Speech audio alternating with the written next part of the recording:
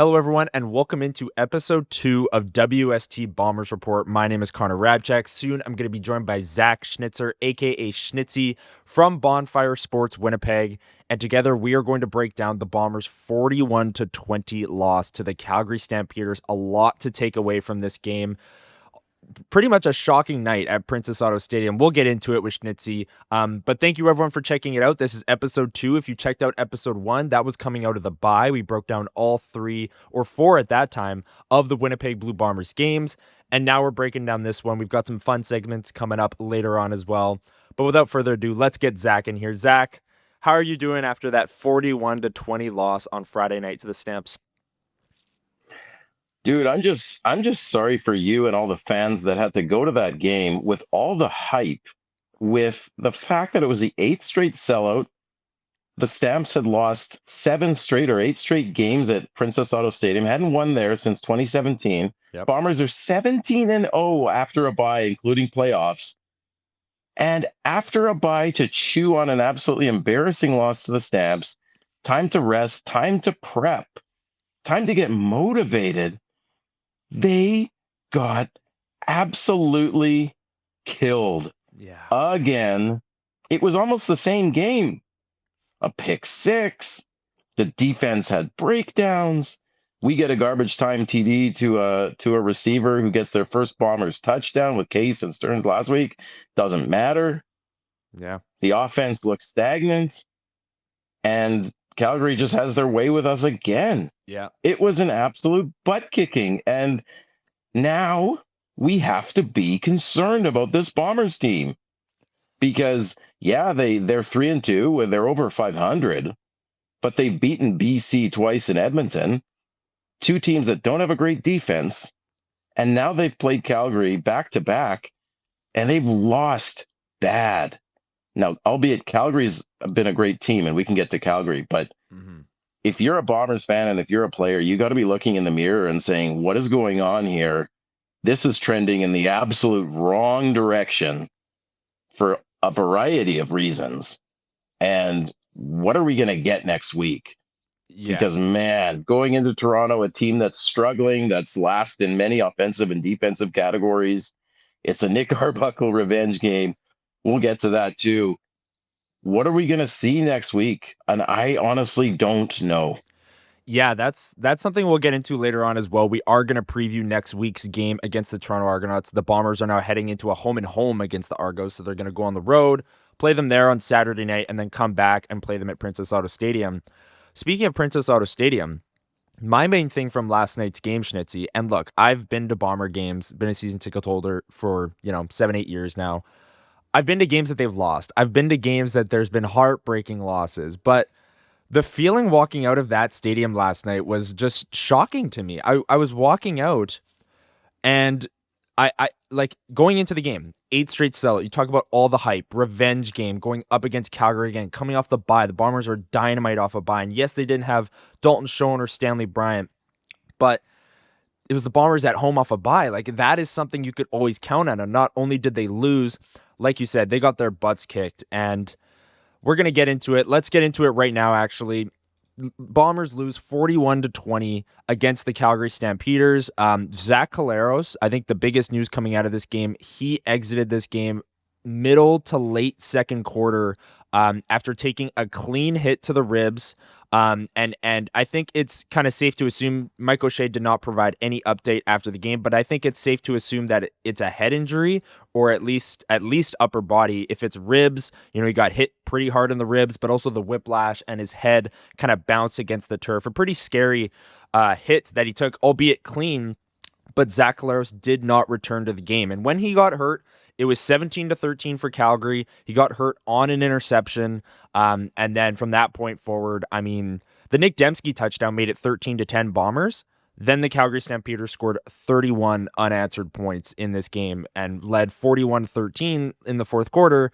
And then the Bombers scored 1 garbage time touchdown to make it 41-20. But if you look at the stats here on the screen, and I'll read it out just for our podcast listeners as well, 41-20 was the score. The net yards, the Bombers, had more than the Stamps, but that's not saying much. I mean, a lot of that came in garbage time, and a lot of that came when the game was out of hand. 407 net yards to 390 in the Bombers' favor. First downs, 23-22.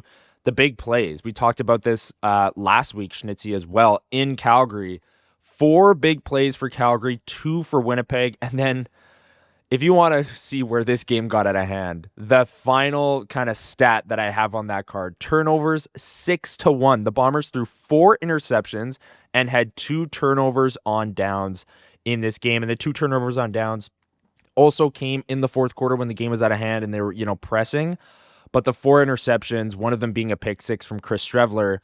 I mean, this Calgary defense, we talked about it going into the week. They are the best defense in the CFL. There's no doubt about it. And there's no doubt about it that they're the best team in the West right now. And they have a very compelling argument between them and the Montreal Alouettes as the best team in the entire CFL, going Winnipeg, Saskatchewan, Winnipeg, 3 straight wins, and doing it in the fashion that they did, Schnitzy.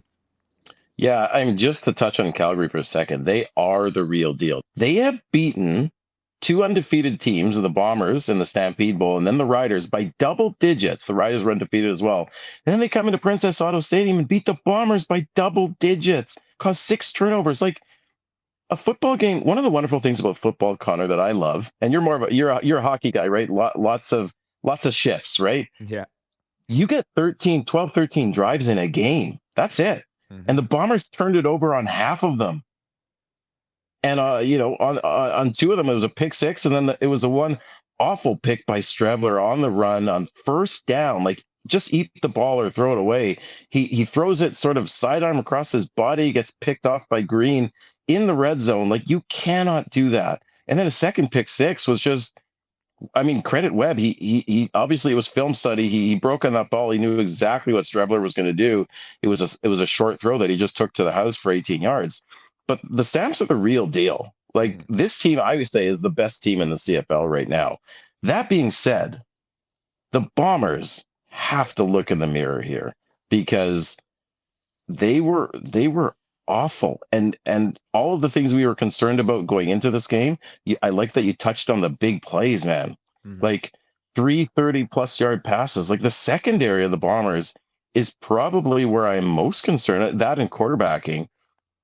Because this secondary was shredded again. Plus, they had that bust in Edmonton, Julian Grant 68-yard touchdown. So this is 3 weeks in a row where the secondary has had problems. Marquise Bridges particularly looked to struggle last night.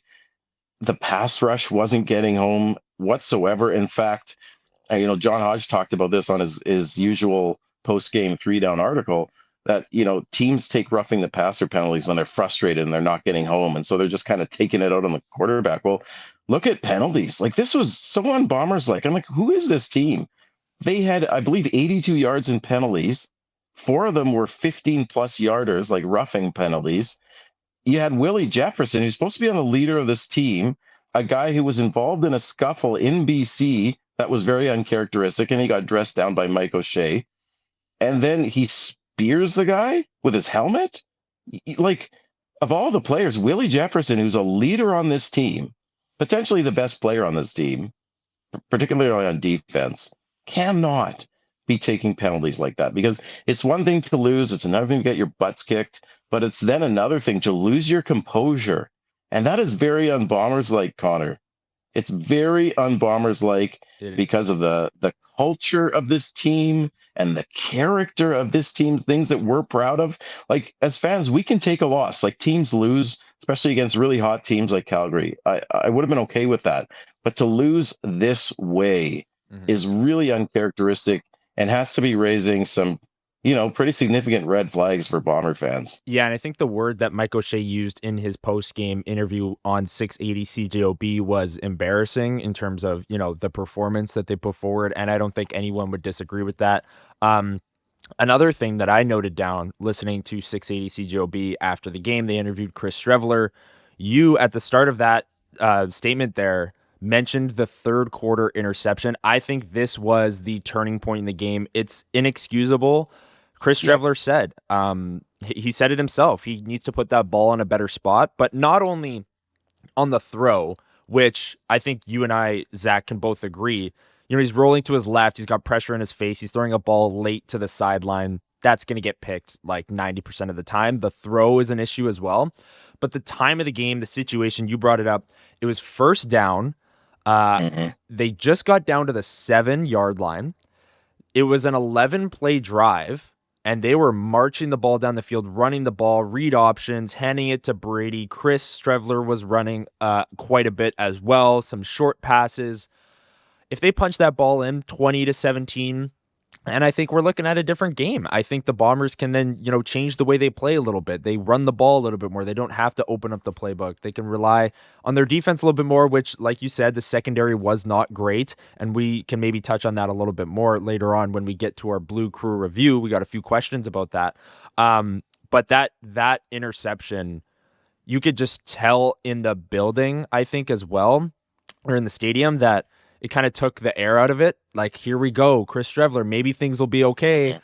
Back-breaking pick in the red zone. And then Calgary, on after that, I'm not sure the exact yardage total of their drive, but they go right down the field and score. And that is a complete shift. That is a complete 14-point swing. You texted me right when it happened. And it's true. I mean, that made it was 17-13 when he threw the pick. That made it 24-13 for Calgary. And again, down 2 scores with Chris Strevler, who played great in week 2 against BC at home, the Bombers' first game. That's not a spot you want to be in. And the Bombers really never recovered. So to me, it might be an oversimplification, but this loss comes down to Zach Collaros getting hurt, which the Bombers can't control. Again, clean hit on that play. Yeah. The pick from Chris Strevler and breakdowns in the secondary. Anything else, Schnitzy, on this loss in particular? And I agree with you. I will just add before I throw it back to you. I do agree that seeing them, kind of lose their composure and take dumb penalties is not very Bomber-like and not something we've seen much at all in this 6-year run of dominance from this blue and gold team. Anything else on the game against Calgary before we move on? Well, I know we've been kind of picking on the defense, but I want to switch over to the offense again, Connor. I would have if you would have told me, okay, the Bombers lost a close one, they only scored like 20 points. O'Shea had talked about like Schoen as a safety blanket. Schoen was out. You had Stanley Bryant out. You talked about this last show, like 2 of your elite players on offense are out. You have Cody Case coming in, Vanderpool shifts over. You've got Gabe Wallace coming in at left guard. And, there's a lot of moving pieces, and it's understandable if you're playing against the best defense in the CFL that maybe you're not going to get a lot of production. But when it mattered, that offense got 13 points. And the quarterbacking was not good. Outside of that 73-yard bomb, maybe a couple other throws, Collaros and Strevler were not good. And this is now a pattern, especially with Collaros. I know he's hurt, and I hope he comes back soon, but you have to be concerned as a Bomber fan with the decision-making, maybe even the arm strength of Zach Collaros. I hate to say it, but does he still have it? There's a lot to be determined here, and that might sound like a hyperbolic fan take, but the way he's trending, Connor, is not good. And Strevler, I know he's the backup, but like you said, week 2, Strevler was lights out. So I guess the last thing I'll say is, like, the CFL season is interesting. Like, the first few games are kind of a feeling out process. And one thing that concerns me, I guess, now is good teams are getting film on the Bombers, who were 3-0. Now that they have film on the Bombers, we're looking at Jason Hogan's offense, Jordan Younger's defense. Okay, now we have film on them. And for Calgary to kick the crap out of them twice in a row against this Bombers team, that is absolutely concerning. And you're then looking not only at players, but then you're looking at schemes. And so we're going to talk about this later, but how are these coordinators going to turn this ship around? Because it looks like they may have been figured out a little bit, Connor. Yeah, that is definitely something to watch for going forward. I could not agree more. I mean, it's crazy to think that we're sitting here with questions or concerns about Collaros and Jason Hogan, given how the first 3 weeks went. Like that game against Edmonton, Zach Collaros had 5 incompletions and 330 yards and 3 touchdowns. Like, that, albeit the Edmonton Elks, which every team seems to look good against and have their best game against, it was a dominant performance at home from the offense. And then you look at these back-to-back games against Calgary, and yeah, it's simply just not good enough from either quarterback. And you look across at the Calgary Stampeders, and I mentioned this stat, I believe, last week as well when talking about that Bombers lost to the Stamps, the first one, but I'm going to bring it up again. The Calgary Stampeders had 11.1 yards per attempt through the air on Friday night's game against Winnipeg at Princess Auto Stadium. So what that stat is telling you is every time they dropped back to pass, on average, they were getting a first down. You know, like they dropped back 24 times to throw, or Vernon Adams threw the ball 24 times. Every time the ball left his hand, on average, he was getting a first down. Like, that is insane. And we will get to the secondary in our Blue Crew review, which is coming up after this next segment. But man, I mean, we could talk a lot about the offense. There's a lot of concern to go around, and I agree with you. Zach Collaros, Chris Streveler, the quarterbacks, the coordinators, all of those things. But the secondary was a big question mark coming into the season as well. And when you have back-to-back games with Calgary having a yards per attempt number over 10, that is cause for concern. They're getting Calgary's getting a first down every time they drop back to pass on average. They're getting big plays through the air. They had 3 30-plus yard passes. Those are big breakdowns in the secondary, including a long touchdown that really put the game out of reach at the time. So, it's that is something that we'll touch on a little bit later on in this episode. But Schnitzy, it's time for our first segment before we get into the Blue Crew review. Thank you to everyone who submitted questions. But this segment is called Buy or Sell. This is the segment where I pepper Schnitzy with parts of the Bombers games, maybe it's players, whatever the case might be, and he lets me know whether or not he's buying or selling what I'm telling him. And I mean, there's a lot to go around this week. We'll try and keep it to 3. But hey, if you're watching with us, thank you so much. Hit the comments down below and let me know if you're buying or selling what I'm telling Schnitzy as well. Zach Collaros, I think, is where I'm going to start here. Zach, from one Zach to another, is Zach Collaros washed? Are you buying or selling Zach Collaros declining a little bit this season? I am buying it. Okay. Now, I hope I'm wrong, Connor. Yeah. Because here's the thing. They've played 3 different teams. One of them has dominated the Bombers in Calgary. So my question is Calgary just that good, or is Winnipeg bad? Because we're going to find out really soon against a pretty bad defense in Toronto back-to-back. Yeah. But how Zach Collaros is trending, and I'm not just talking about the 2 Calgary games, that game in BC, is, albeit his first start on the road, didn't look great, looked really good against Edmonton, as you said so well. That Edmonton defense is not very good. Despite all of the free despite all the free agents, like, they loaded up on all the Argonauts' best D linemen. That defense is not good. So Zach Collaros, in my mind, has yet to prove to Bomber Nation that he is still an elite quarterback. Yeah, and we will, I hope I'm wrong. Okay. Yeah. I look, it's something to monitor going forward for sure, as well as his health. I mean, he did leave this game, like we said, not really sure what the injury is. Tune in to Winnipeg Sports Talk Daily, of course, 1:00 Monday through Friday. Hustler and Remus, they'll have the latest on Zach Collaros' status, but he's only really looked like Zach Collaros against Edmonton, which should be taken with a grain of salt, like we've said many times here. Next up, Schnitzy, for the buy or sell segment, is Trey Vavel, the kick returner, punt returner. Are you buying or selling him being the kick returner, punt returner the rest of the season? No? You're selling?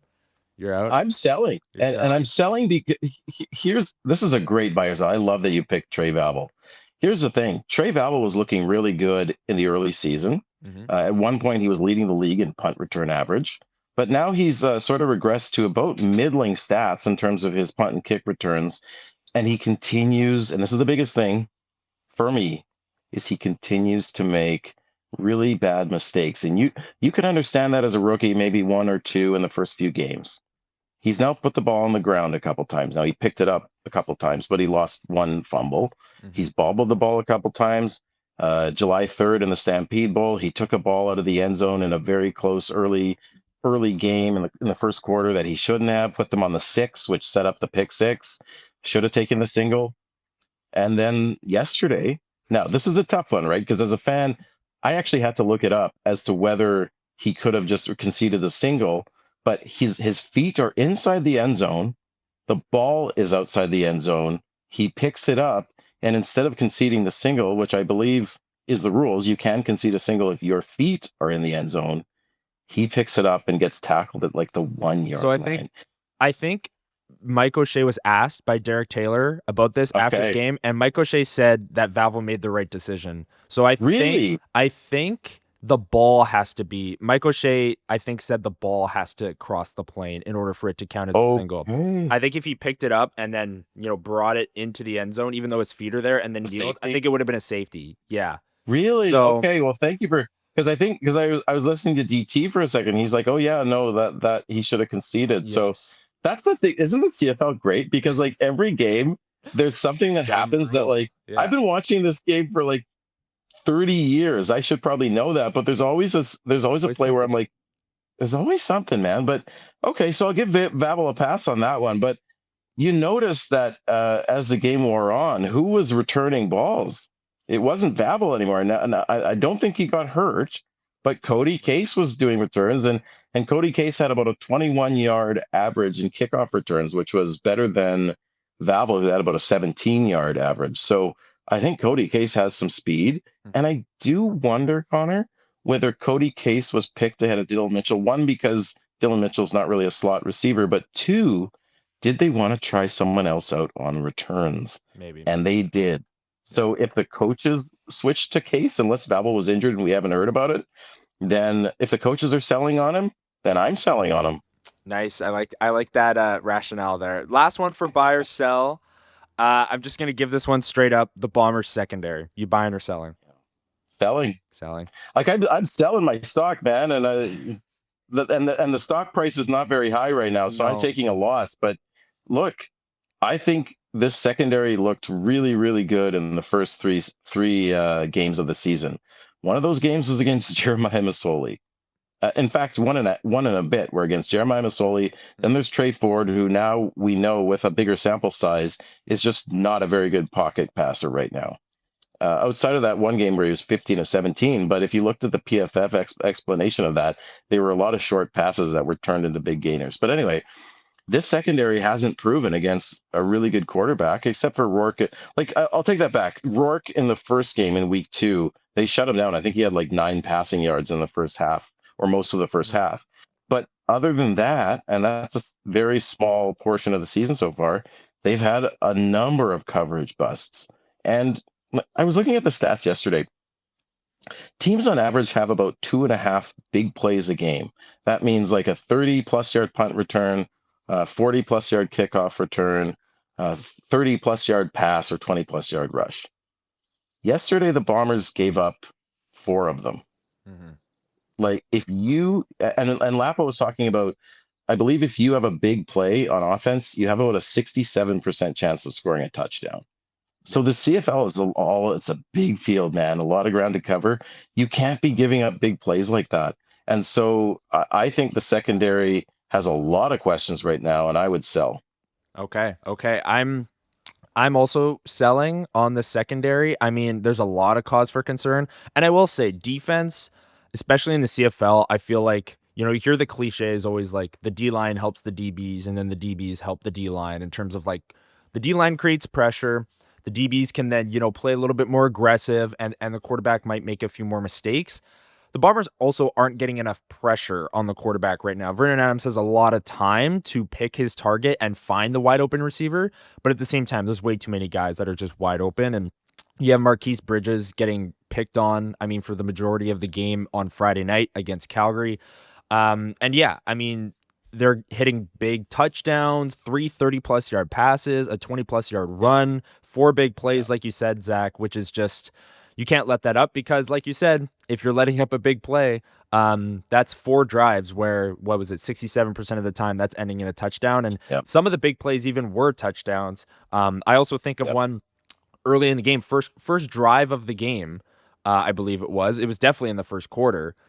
Mike O'Shea uses his challenge on Dominique Rhymes, open by about 15 yards behind everyone in the secondary. Vernon Adams just misses on the pass, and he has to dive. And originally looks like he catches it, but ball hits the turf. Mike O'Shea uses his challenge. Good challenge. Ball came back, and that was the end of that drive. But that Dominique Rhymes was open by about 15 yards. Like, that was a coverage bust. He was wide open. So there's a That's lot really of that. good point. There's a lot of that happening in the secondary right now. And I think we're going to get more questions about it, Schnitzy, in our Blue Crew review. Now, we didn't have this segment last week because we were going into a bye. We wanted to, fully get our thoughts out there on the Bomber season so far, but we did put the ask out on Twitter after the game for Bombers fans to submit your questions. So going forward, stay glued to my Twitter, Schnitzy's Twitter. After games, we are going to be posting a tweet, signaling the Blue Crew review, and you can drop your questions down below and we'll answer as many as we can here on the show. So let's get to it, Schnitzy. I'm going to start with, we were just talking about the secondary. There's a question here about the DBs. Question says, what happened to our DBs back-to-back games of breakdowns by them leading to wide open guys and getting big plays, free touchdowns? So we've talked about, the concern about the secondary. This question is more, a technical one. What's going on back there, Schnitzy? And do you think it's communication, scheme? What do you think is the biggest reason for the secondary kind of not looking up to its standards so far? Listen, I'm gonna be the first to admit that, and I think I talked about this scheme and what the play call was like that.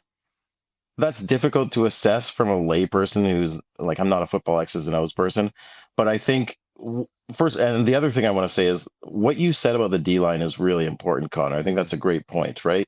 Like if you leave your DBs out there to dry because you're not getting any pressure on the quarterback, like there's going to be big receptions because you just simply, in the size of the field the CFL is, you can't cover someone for 5, 6, 7 steamboats. Like you just can't. So I'll give them a little bit of a pass because there hasn't been much of a pass rush. They had 1 sack on Adams last night. I didn't see a lot of pressures. I think the D line was frustrated. They even added a new D lineman in Jay Person, who had no statistical effect on the game. So I think they also were like, we got to get more. That they're way down in sacks. But if we're talking about the secondary, I think it's communication right now. And I think the secondary is a lot like the O line. A lot of their success comes from their communication and gelling as a unit, as a 5-man unit. Mhm. They've got a new safety in Jamal Parker. He hadn't played safety before for the Bombers, coming off a year of an injury. You've got Marquise Bridges on the field side corner, who replaced Tyrell Ford, who is an absolute stud. So you've got some new pieces on there, but you still have Dietrich Nichols, Evan Holm, and Terrell Bonds. And I think if I look at it, there's a couple things. It's communication, especially that Philpott catch for 66 yards, and then the coverage bust on Keon Julian Grant. Then you look at the Rhymes catch, again, a communication issue. But I wonder if size is a little bit of an issue. And I think the Stamps, who have a 6'6" receiver in Damian Alford, kind of took advantage of Bridges' size and Bond's size. I believe the other wide receiver for Calgary is like 6'5" or something. So that size advantage, if you can high point the ball over a DB's head, that could be pretty effective. Mm-hmm. And I wonder if teams are going to try and exploit that size advantage a little bit. That being said, a good DB with good speed and good closing quickness and who can read the ball in the air, they can often make up for that size disadvantage. But I'd be a little bit concerned about this secondary right now. Yeah, I do think, at least when going up against the Calgary Stampeders, like you said, I think size can be a bit of an issue because they have some giants out there at wide receiver, and there was many times in that game where they just threw it up. I mean, it was one-on-one coverage, and maybe they're just looking at the depth chart going, our guy's 6'6", your guy's 5'10". I like my odds here. And they just kind of chucked it up in one-on-one coverage, and that's good offense. I mean, you have players that are tall and jump ball receivers. We saw it here for the longest time with Kenny Lawler. You can throw it up one-on-one. There's a good chance he's coming down with it. And that's what Calgary seemed to be doing, taking advantage of the Bombers' DB size. This next one, Schnitzy, is a little bit more doom and gloom, and we'll see if you want to rein them in a little bit or not. Maybe you 100% agree. But here's the question. This team is cooked. QBs are absolutely terrible. So question is, where do we go from here? Because what's in-house is old, washed, and done. Are you in agreement with that what's in-house is old, washed, and done? But the real part of the question is, where do the Bombers go from here? Yeah, I'm not quite there yet. Neither. Maybe they're old, but I don't think they're washed. They still have some dirt on them, and I don't think they're done. I think they have a little battery left, right? But if they're an iPhone, that battery is turning in the yellow phase, right? Like it's a low battery. Listen, like there's huge questions here. Do I think they're old, washed, and done? No. I think we have to see again, it's a small sample, right? Because they've gotten their butts kicked against Calgary, who is looking like the best team in the CFL, arguably. Mm-hmm. So I don't know if they're old, washed, and done until I see how they play against Toronto, and we'll get into Toronto next. But I'm not quite there yet, but I'm definitely super concerned about all aspects of this team, special teams, defense, offense. To see a Bombers team get embarrassed 2 games in a row is really quite shocking to me. It's unthinkable. Like you just haven't seen that.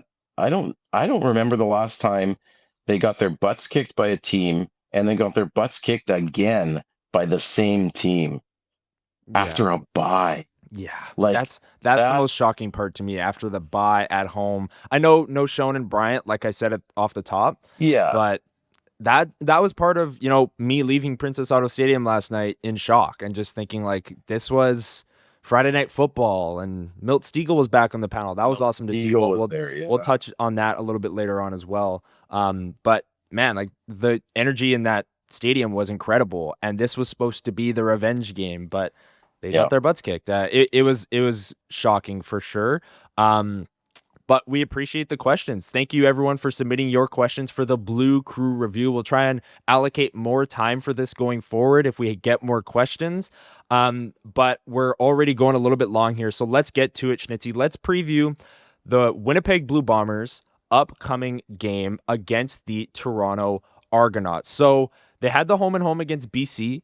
They had the home and home against Calgary, and now they're going into a home and home against Toronto, who's 1-5, just lost an absolute heartbreaker to the Montreal Alouettes on Thursday night.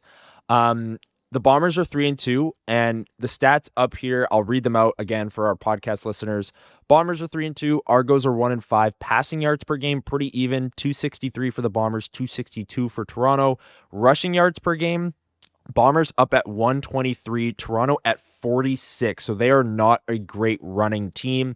Points for per game, 26.6 for the Bombers, 25.5 for Toronto, and then points against. You brought this up, Schnitzy. Another kind of lackluster defense. The Argos allow over 30 points a game, 31.5, and the Bombers allow 27 points per game. So another defense that the Bombers, if Zach Collaros is healthy, should be able to take advantage of. Even without Zach Collaros, should be able to run the ball, move the ball, get the ball into the red zone, and who knows what happens from there. But what are you looking for going into this home and home, but more specifically next week's game, Saturday, on the road against the Toronto Argonauts, Zach? I am looking for a bounce back performance, Connor, and I would argue that this Argos team is the perfect team for the Bombers to play right now. Less pressure on them, and they're going up against an Argos team that is last or second last in many important statistical categories, both on offense and defense. You look at that points against is very high. They do not rush the ball very well. They're fairly one-dimensional. And I think if the Bombers can get a little bit of pressure on Nick Arbuckle, because this is now the Nick Arbuckle revenge game. Mm-hmm. So if the Bombers aren't up for this one, because Nick Arbuckle was the Grey Cup MVP, let's not forget. If they aren't up for this one... I haven't forgotten, Schnitzy. I have not forgotten. Don't worry. We'll never forget that, right? No. The Argos also have a very poor rush defense, and we know that the DNA of the Bombers is to pound the rock. Now, they've gotten behind against Calgary, twice where they had to sort of abandon the run. Mhm. The Bombers need to establish the run right off the hop, eat that clock, get a lead, and just continue to pound the rock, get some short passing going, especially with Strebler, because we know I mean, we joked about this before that he was the most accurate deep ball passer in the CFL Right. because of, one game against BC, right? Like that was a bit facetious of me, Yeah. but historically, he's not a great deep ball passer or even mid range passer. So Mhm. if Strebler is going to be playing, they're going to have to get the run game going. They're going to have to get that short pass game going, especially if the offensive line is still sort of patchwork. They're going to have to get some short stuff going so that Trevor can get out of his hands quickly because if that offensive line is struggling and you don't have enough time, that really limits your passing efficacy. So I think this is the perfect team for the Bombers to play against on the road, less pressure, uh, come in angry. Mhm. But I'll tell you, you talked about that heartbreaking loss for the Argos. They were up 18 points on Montreal, Yeah. and they lost by a single point. Like they have a good coach in Ryan Dinwiddie. They are going to be angry and ornery And desperate next game at 1 and and 5. desperate. I mean, Like they're this one is and five. and They at have to home turn this around. and at home. Like Yeah. I agree with you that like stylistically, I think this is a great matchup for the Bombers to get back on track. But when you take into account the Argos are 1 and 5, the loss they just came off of, the fact they're returning back home, Ryan Dinwiddie's going to have his team ready to go. This is going to be a tough game, and especially if the Bombers don't have Zach Collaros, it's going to be even tougher. Not expecting Dalton Schoen back. I think that'll be more than just a one-game absence. Stanley Bryant, though, was put on the one-game injured list, so maybe he returns for this game Saturday against Toronto. But Dalton Schoen was put on the 6-game injured list, so we'll monitor that going forward. And I brought this graphic up last week as well. I'll bring it up again just before we wrap here. If you're tired of the Bombers, pacing and not really playing that much, and maybe the players it's throwing them off a little bit more, don't worry. They will be playing a lot between now and their next bye week. They got the home and home against Toronto. Then they play Calgary again Mhm. on Saturday, August 9th in Calgary versus Ottawa back home at Montreal. Then you get the Labor Day Banjo Bowl home and home. Then you go to Hamilton, go to Ottawa, and then return home against Hamilton as well. And the Labor Day Banjo Bowl is lining up to be it's important every year, but in terms of standings, we'll see where these two Mhm. teams are when we actually get to that point. But it's lining up to be a very important game in terms of West Division standings. Assuming Calgary doesn't really fall off a cliff here, that could be for home field advantage in the West semifinals if those two teams met there or Mhm. whatever the case might be. Again, it's early, a lot can change. We'll see if Calgary keeps it up. But the Labor Day and Badger Bowl are always important, maybe a little bit Mhm. more so this year than years past. Schnitzy, this was a good episode. We rolled through our thoughts on the Bombers' 41-20 loss to the Calgary Stampeders. Any final thoughts before we wrap today? This is gut check, man. This is unprecedented for a Bombers fan and a Bombers team right now. Like I said, they have not been embarrassed two games in a row or two times in a season, especially by the same team when you now know their scheme and you can prepare and you've got to buy. So there's huge red flags here. And you have to be concerned because this hasn't happened in years. And I hear all the fans on social media who are saying like the dynasty is over, we're old and washed. And I think that's a little bit too far, Connor. Mhm. But I do believe that it's a fair question, it's a fair assertion, and the Bombers have to show us and the rest of the CFL that they still are the team to beat in the West, and they have to go into Toronto and beat them, and they have to do it convincingly Mhm. because this is a vulnerable Argos team without Chad Kelly. They need to go and lay the boots to them, run that ball, kill the clock, and kill the will of the Toronto Argonauts and get some revenge. They should be up for this game. I know it was last season. They should Yeah. be out for revenge. Yeah, and especially coming back home in the second game of a home and home Friday night. I'm sure it'll be sold out, Princess Auto Stadium. That's a Grey Cup rematch again. These two teams met in Yep. the Grey Cup. It's a home and home. And the fans will be into that one as well. So we'll see if Zach Collaros plays in either of those games. Hopefully he does. And then in terms of Stanley Bryant, look for him to return. Definitely one of those two games. I think his game or his absence will be closer to one game. Dalton Schoen we'll keep an eye on his status. We still haven't gotten an update from Mike O'Shea on how long he'll be out, so we will wait and see for that. Zach, thank you so much. Episode 2. We'll be back next Monday, every single Monday throughout this Bombers season, doing exactly what we just did, breaking down the game that happened, previewing the upcoming game, buying or selling, taking questions from you, the fans, and our Blue Crew review. From Zach Schnitzer and I, thank you for watching episode 2 of WST Bombers Report. We will see you next Monday breaking down Bombers at Argos. Have a great week, everyone, and see you Monday.